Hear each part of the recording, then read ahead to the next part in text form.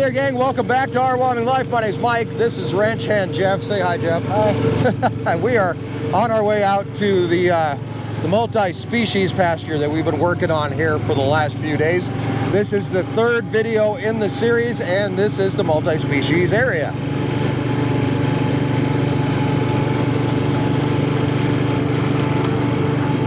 And that's the multi-species pond.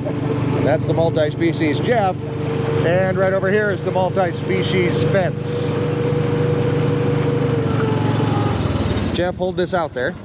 Get yourself in the shot. Hold it out like with your arm. There you go. Tilt it down just a little bit. All right. So this is the sheep and goat fence. I hope I'm not giving anything away for Beckart, but it's been a while, so they've had some time. Yeah. This is the sheep and goat fence. It's a high tensile, no climb fence, but they're going to have to add emu to the list because we're going to be bringing emus into this area as well. As we work on getting this all set up, we're going to take a look and see what Keith Does anyone know where Carrie's radio is at? And looking for Carrie's radio, apparently. We're going to look at what Keith and Van are up to. We're going to check in with those guys a little bit later, but right now Jeff and I have 2 gates to hang on wooden posts that are hopefully match up to what these guys are doing. It's all a crapshoot at this point. Good job, Jeff. Your arms aren't quite as long as mine. Not quite. All right, so here is the fence that these guys are laying out. We're going to cruise right along it here. Check this out. It's still laying on the ground. They're going to be standing it up here in just a few minutes, I imagine, although I don't really know. One thing we are going to stand up, that Jeff and I are going to stand up, is a gate. It's a 12-foot Powder River gate that's been here on the ranch for God knows how long. But we are placing it in a very strategic location that I've actually drove to the wrong side of the fence for. That's okay. We'll figure it out. All right, so we are here in the inside of the multi-species pasture. It's about 3 acres that we've been building over the last couple days. We still have, I think, 2 days left on this. I promised you guys 3 videos. I think you're going to get 4. But what we're going to do is Jeff and I are going to hang these gates. These guys are working on the fabric for the fence, but I don't think we're going to finish it up today. We had some more rain that slowed us down a little bit. So the plan is that we're going to take tomorrow off. And then we will have a video for you guys Monday to get us all back in line and finish this thing up and bring in the animals and do all the good stuff that we need to be doing. So here is the fence that we're going to be hanging up. We have a few tools that help us along the way. We've got a spade bit along with our ratchet, or what would you call that? Impact with a socket on it. There you go. We've got a level, and we've got a few big old bolts that we're going to drive into this post and hopefully hang a gate. Here's a big consideration, and one that I kind of forgot about at one point. The fact that we have snow, yes. Right? So you can hang a gate in the summertime, and it's awesome, it's low, it works great, nothing's getting underneath it, and then an 1.5 inches of snow comes and you can't open your gate. Yeah. So we're going to actually hang this gate pretty dang high. We're going to be getting it almost, well, whatever a cinder block is, 8 inches off the ground, so we've got plenty of clearance, lots of snow load to work with. We might have a small problem with that bolt sticking out there. Yeah. We might have to go get something to cut that off. Yeah. I'm going to run back and while you move that, I'm going to run back and grab a reciprocating saw so we can chop that bolt off, because I tried taking it out when I took everything apart over here, and I think it's just spinning in there. Okay. So I'll go grab that. I'll be right back.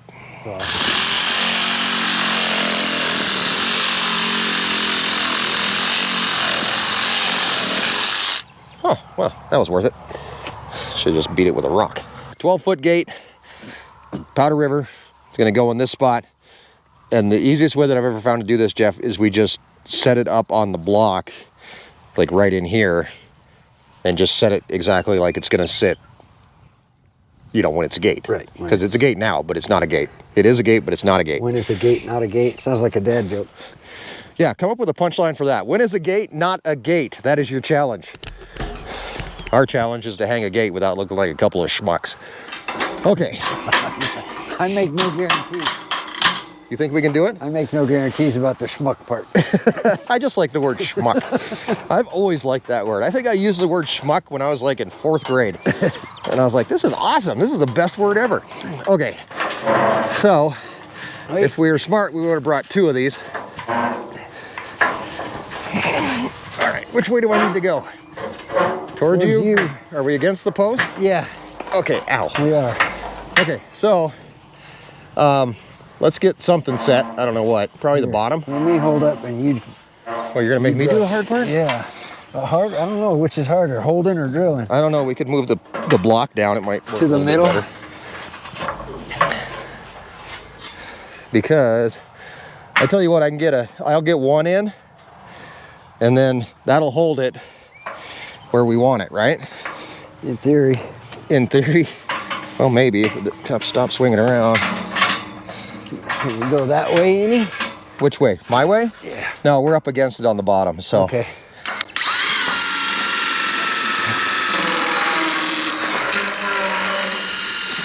Because I plan ahead and I'm such a good filmmaker, you couldn't see any of that. Did you bring bolts over? They're on the post. It's cross member. Okay, did you grab, oh, you grabbed washers too. On the H. That's an old one. That's an old one, okay. On the cross post. Oh, did you grab washers? They're on, oh, they're in the back of the gator. Okay, can you hold it? I've got it. Okay, good. I'm gonna go back to town, buy some washers.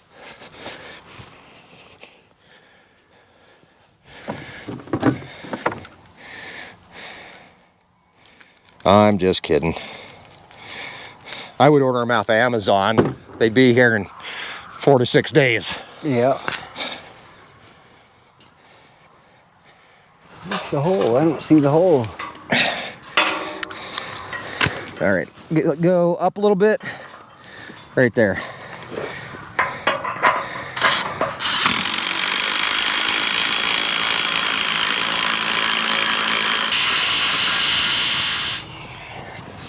Okay, now go up. Okay, does that feel better? Yeah. Much better? Much better. We still got about a 2-inch gap here because apparently the post is not level. Never thought of that, did we? No. That's a lot of gap over here. A calf will get under it. Yeah, it is. Hold on, let it back down. Okay, we're gonna get medieval here. I've got couple holes in this to get us where we need to be.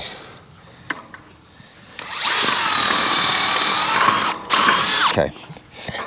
All right. How about I move the camera? Yes. No, I can't even get to the camera. You guys are stuck there, sorry. Allow me to show you what we have done.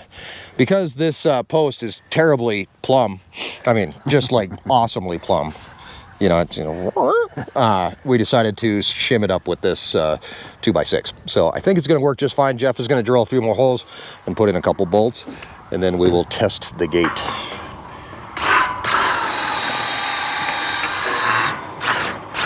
Let me see that really quick. So these are very cool. I don't know who makes these things. Well, Diablo makes them. And they have a screw on the front. Most of the time when you see spade bits, they have the little tip that ends up getting wore down. These actually have the screw, which makes sure you can get it exactly where you need to. I am interested to know how long those things are gonna last, but we'll find out. They had them at Home Depot, they were on sale. Yeah, we will find out. I'm sure we will. Because we use them. A lot.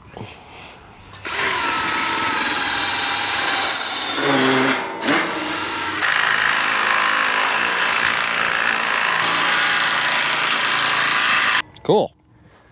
All right, so now we have a gate. We're not exactly plumb, but we're pretty dang close. And what I'm thinking we might actually do is make a couple pockets. So this is how these Powder River gates work. They're actually really good if you're on horseback or you're on a four-wheeler or something like that. There's a big pipe in the road. But you just pull this lever, and that lever then releases these two pins. So what we may do is actually take and build a little metal box just with some, and we'll weld it up and just make little tiny boxes for these things to slide into when they close. Let me show you again. Good idea. Away from the post. Just like that, and back. So I think Keith has his portable welder here, so we can just use some, flat iron and just make a little cube. Sounds good. And weld them on there. These guys are just getting ready to pull their fence. So you can see this is the woven wire that's gonna sit on here, and they're just getting ready to pull it all the way up. So, Jeff, me, fence. And I thought maybe it was going to stand up on its own, kind of like what happened with the bull fence when we put up the bull fence. I talked to Keith about it, and this fence is a way heavier fence because it's smaller squares, a lot more material. It's not able to pull itself up. It's just so heavy. However, that's why we have Keith, because Keith is actually pulling the fence up as we speak and getting it set up against the post. And yeah, there he is. That's Keith right there. As we head down to our next gate, we also get a driving tour of Van, who's apparently supervising the entire operation. So we're gonna catch up with Van a little bit later and get some of his backstory. In the meantime, let's do it again. Okay. Okay.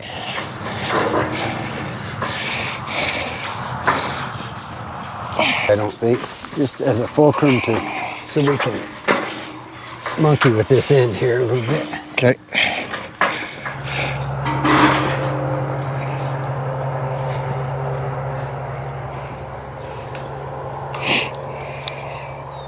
Doesn't even squeak. To charge the cows extra in living in a gated community. All right, so now that Jeff has made his wise crack and we'll be leaving for comedy college this summer, we are going to check in with Keith and Van and see how their side of the project is going.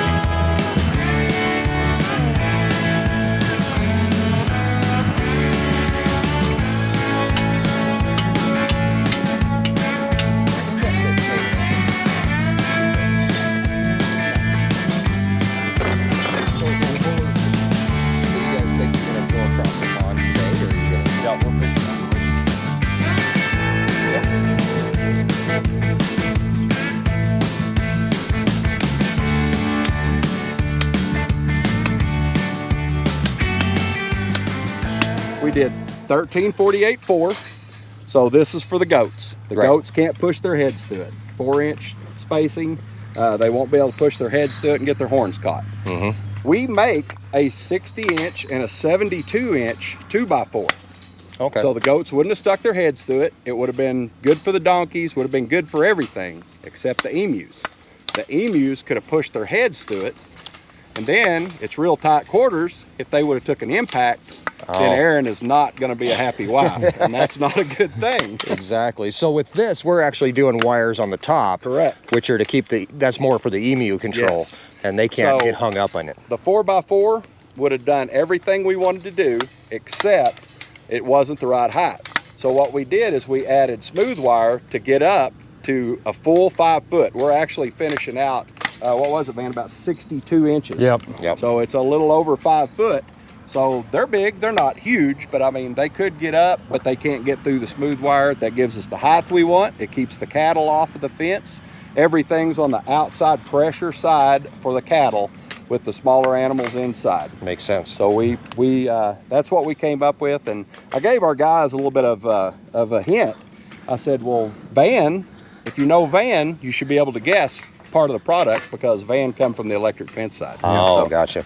Which would have been smooth wire. All right, we've shown them before hundreds of times, but now we're going to talk about gripples.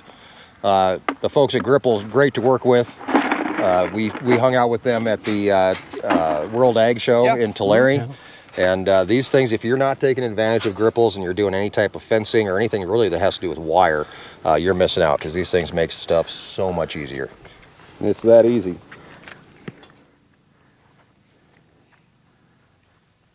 You're going above the pipe. Yeah, that's the right one. The high one above the second and third. Van, we're trying to make this look easy, man. That's Hey, right. I caught that. I think he was telling me it was my turn. Yeah.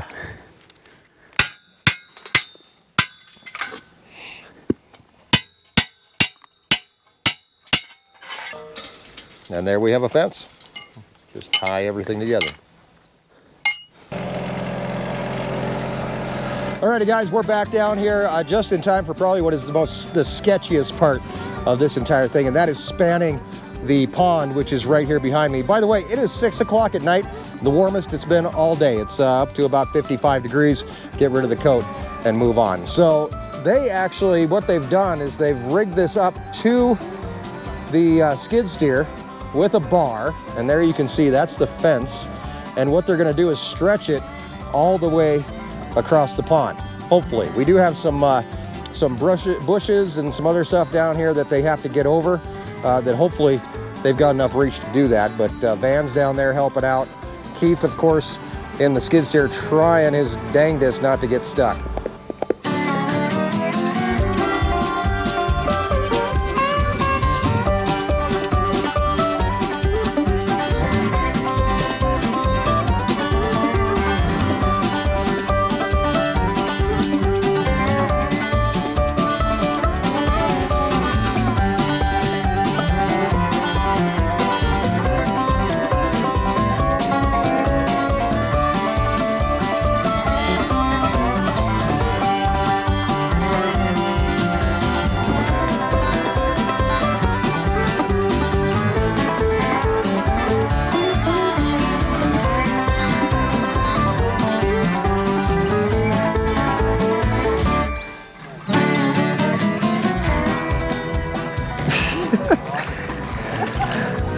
Okay, remember how I said that pulling across was probably the sketchiest part of this whole operation? Well, I think I might have spoke too soon, because we have the Beckart boys out there in a paddle boat, and they're gonna take a look at driving some posts in the middle of the pond.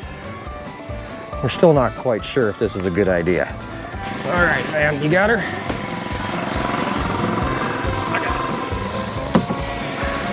Well, I don't know if this thing has reverse.